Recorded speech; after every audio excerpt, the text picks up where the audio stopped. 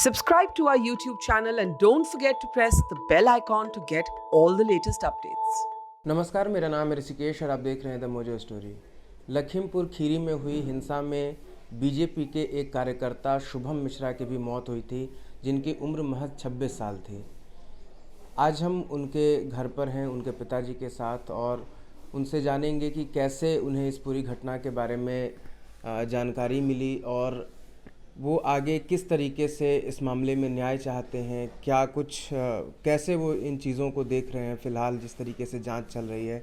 Sir, क्या नाम है आपका और कब आपको सारी जानकारियाँ मिली? हमारा नाम विजय मिश्रा है। मैं शुभम का पिता हूँ। असल में ये एक दिन पहले यहाँ से गया था पार्टी के नाते, क्योंकि ये पार्टी का बूथ अध्यक्ष था। बूथ अध्यक्ष के नाते ये माननीय उप मुख्यमंत्री जी जो आ रहे थे, उनकी रिसीविंग के लिए, उनके प्रोग्राम के लिए ये सब लोग गए थे एक दिन पहले। लेकिन हमारी इसकी 12 बजे तक बात होती रही। 12 बजे के बाद में लगभग 2 बजे से इसका स्विच ऑफ हुआ। स्विच ऑफ हुआ तो हमने, कुछ लोग जानने वाले थे वहाँ, हमने उनको फ़ोन किया। फ़ोन करने के बाद भी कोई हमें सूचना नहीं मिल पा रही। यही आदमी लोग कह रहे थे कि मिल नहीं रहे हैं, हम उनकी तलाश कर रहे हैं, मिल नहीं रहे हैं, तलाश कर रहे हैं। लेकिन शाम को अचानक हमारे पास लगभग 8 बजे के टाइम एक फ़ोटो हमें दिखाई पड़ा, जिसमें उसे अंडरवियर पहन रखा था, अंडरवियर पहन रखा था। लेकिन जब वो बॉडी आई यहाँ पे, जब एम्बुलेंस से लखीमपुर में बॉडी आई, तब वो जींस पहने हुए था। ये बीच में उसे कपड़े चेंज करने का ये नाटक किसने किया? अगर वहाँ तक साक्षी जाने चाहिए, वो साक्षी जाने चाहिए। दूसरी चीज़ है कि आज 6वां या 7वां दिन है, हमारे बेटे के कातिल जो लाठियों से पीट रहे हैं वो अभी तक नहीं अरेस्ट किए गए हैं, उनको भी अरेस्ट करना चाहिए। यदि अगर आज शाम तक हमारे बेटे के कातिल अरेस्ट या नहीं किए जा रहे हैं, हम शाम को एक कैंडल मार्च निकालने का प्रोग्राम बना रहे हैं, जो हम अपने बेटे के लिए शहर में, पूरे शहर में कैंडल मार्च की व्यवस्था कर रहे हैं।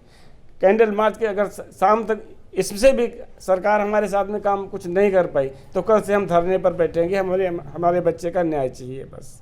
वो जो हत्यारे हैं उनको गिरफ्तारी चाहिए। वो कौन थे, कौन लीचिंग कर रहे थे? क्योंकि हमारे अगर बेटे का एक भी सबूत है कि वो गुनहगार है या कुछ भी है, हमें कुछ भी नहीं चाहिए, ना हमें कोई गवर्नमेंट सहायता, लेकिन कोई उसको एक सबूत दिखाए तो कि मतलब हमारा लड़का गुनहगार है। सर, इस मामले में जितने भी आरोप हैं वो मोनू मिश्रा पर लग रहा है कि एक क्रिमिनल कॉन्स्पिरेसी का उन पर उन चार्जेस भी लगे और 302 के तहत गैर इरादतन हत्या के लिए भी। आपको क्या लगता है कि ये सच में एक कॉन्स्पिरेसी थी उनके द्वारा, जिसमें आपके बेटे भी चपेट में आ गए उस भीड़ के? कैसे आप इस पूरी घटना को देखते हैं? अच्छा, इसके बारे में तो हम आपसे भी पूछ सकते हैं, क्या कोई सबूत लेके आए हैं कि मोनू भैया वहाँ थे? है आपके पास कोई सबूत? मैं कह रहा हूँ FIR में ये चीज़ है, आप कैसे इस घटना को नहीं तो FIR में कैसे, कहाँ से आई? अगर कोई सबूत होगा तभी लिखने के लिए तो कुछ भी FIR में लिखा जा सकता है, लेकिन कोई सबूत है किसी के पास, वो दिखाए तो हमें। कहाँ से सबूत? बिना सबूत के कोई काम होता है? वो थे ही नहीं वहाँ पे, क्योंकि वो दंगल प्रोग्राम में थे। वो दंगल प्रोग्राम आज का प्रोग्राम नहीं था, वो बरसों से चल रहा था। शायद हम भी जानने वाले नहीं थे, तब से वो दंगल प्रोग्राम चल रहा था। उसके वो अध्यक्ष थे, तो वो दंगल प्रोग्राम देख रहे थे कि यहाँ आए थे। यहाँ तो ये बच्चे आए थे रिसीव करने माननीय उप मुख्यमंत्री जी को, लेकिन उनको वो आतंकवादी, खालसा वाले आतंकवादियों ने इनको निकाल के गाड़ी से उस तरीके से बर्बर तरीके से पीटा है। शायद आपने भी वो टिप्स देखे हो। सिर्फ महज 26 साल की उम्र थी, अभी तो सब कुछ बचा हुआ था। कैसे, कितना मुश्किल हो रहा है आप लोगों के लिए? अब मुश्किल ये, हमारे घर में जो हमारी बहू है, एक लड़की है 1 साल की, उसकी माँ है, दादी है, बाबा है, उनकी हालत आप देख करके बता सकते हैं। अगर हम आपके सामने बैठे हैं, आपके कहने पर बैठे, हमें खुद नहीं अच्छा लग रहा कि हम बार बार मीडिया के सामने जाएं, लेकिन मीडिया हमारे बेटे को बिल्कुल इग्नोर कर रही है। और जो आतंकवादियों के द्वारा हमारा बेटा मारा गया है, उन्हें हीरो बना रहे, उनको किसान बता रहे। वो किसान नहीं है, वो खालिस्तानी आतंकवादी। अरे एक चीज़ आप बताइए, क्या हमारे यहाँ किसान जो हैं ऐसे हैं? हो ही नहीं सकते। ये पंजाब से किसान आते थे, बहराइच से किसान आते थे, इनको जिनको दिया, अरे इनका जन्म कुंडली उठा के सरकार देखे, इसकी जांच कराए, दूध का दूध, पानी का पानी हो जाएगा। ये कोई किसान नहीं थे, किसान के आड़ में भेड़िए थे, जिन लोगों ने हमारे बेटे को खत्म कर दिया लाठियों से पीट कर। जांच से आप भी संतुष्ट नहीं है फिलहाल जिस तरीके से चल रही है, और सुप्रीम कोर्ट के इंटरवेन करने के बाद भी यूपी पुलिस जिस तरीके से आगे बढ़ी, आप कैसे देखें? नहीं, मुझे सरकार पे पूरा भरोसा है कि वो सही जांच कराएगी। जांच आने तो दीजिए, उसका इंतजार थोड़ा कीजिए। कल भी रात में विधायक जी आए थे, हमसे बात कर रहे थे, लेकिन वो यही कह रहे थे कि जांच चल रही है, लेकिन जांच हमें दिख नहीं रही है। वो गुनहगार, हमारे लड़के के जो पीटने वाले गुनहगार हैं, वो भी अरेस्ट नहीं हो रहे हैं। उनको अरेस्ट करना चाहिए ना। हमारी FIR भी CO साहब को हमने एप्लीकेशन दे दी है, लेकिन वो गुनहगार कहाँ हैं? आपको लगता है कि यहाँ पे पुलिस थोड़ी फंस चुकी है, दोनों तरफ कार्रवाई करने में वो अक्षम दिख रही है, उसे लग नहीं रहा है कि एक तरफ से दबाव ज़्यादा एक तरफ से कम, इसलिए वो मतलब कार्रवाई में उतनी तेज़ी नहीं। आपको क्यों लगता है कि कार्रवाई इतनी तेज़ नहीं हुई? 7 दिन बहुत ज़्यादा होते हैं, अब तक कई आरोपियों को गिरफ्तार किया जा सकता है। वो राजनीतिक मामला है, उसमें हम नहीं पढ़ना चाहते हैं, लेकिन हम इतना जरूर कहना चाहते हैं, हमारे बेटे के जो हैं गुनहगार, वो अभी तक फरार घूम रहे हैं। उन हत्यारों को पकड़ा जाए, जल्दी से जल्दी पकड़ा जाए, वरना हम रात को कैंडल मार्च निकाल करके सुबह धरने पर बैठने की व्यवस्था कर रहे हैं। हम अपनी तैयारी कर रहे हैं।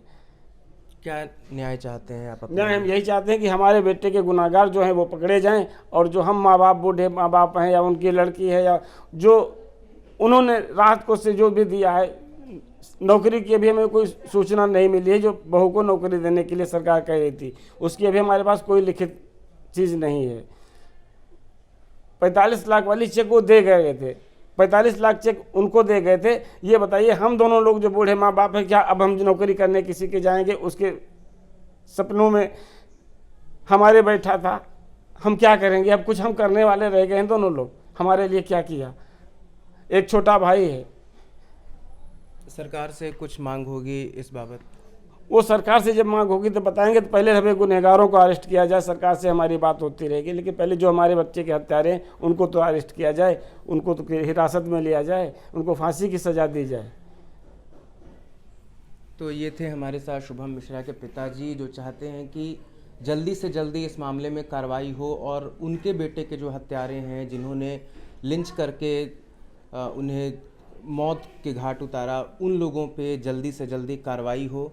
और अगर यह जल्दी अगर नहीं होता है तो ये कैंडल मार्च आज शाम को निकालेंगे, और सुबह से ये इस अपने न्याय के लिए धरने पर बैठ जाएंगे। ये कहते हैं कि सरकारी मुआवजा तो बाद की बात है, फ़िलहाल इन्हें किसी भी तरह से न्याय चाहिए, क्योंकि वो घर के ऐसे वारिस थे जिन पे मतलब पूरे परिवार का भविष्य टिका हुआ था, लेकिन अब वो नहीं बचे। फ़िलहाल इस परिवार को न्याय की मांग है। मोजो स्टोरी के लिए मैं ऋषिकेश, लखीमपुर खीरी से। It's great to see you here. Thank you for watching our work. If you haven't subscribed yet, don't forget to click the bell icon and subscribe to Mojo Story and support independent, robust journalism.